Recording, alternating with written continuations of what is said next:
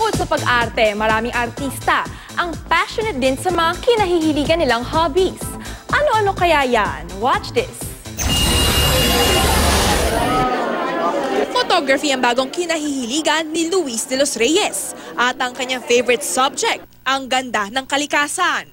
Bukod sa mga puno't halaman, ang beach at ang araw ang madalas niyang picturean. Yung vibe ng pictures niyo positive. So yun yung kasi yung mas maganda na tingnan, di ba, ng mga tao. Bukod naman sa basketball, travel at photography ang pinagkakabalahan ng kapuso hunk na si Micael Daes. Isa-isa niyang nililibot ang mga isla sa Pilipinas at sa bawat biyahe niya, lahat ay kanyang sinusubukan tulad ng diving at mountain climbing. Natutuwa lang ako na maganda yung mga pictures. Hindi ko naman masabi na photographer ako kasi hindi naman ako marunong sa mga super technical details. Yung mga basics lang, syempre nagpapaturo ako minsan. Si Chris Bernal naman, pagluluto ang bagong sinusubukan. Hilig daw niyang mag-experiment ng iba't ibang putahe.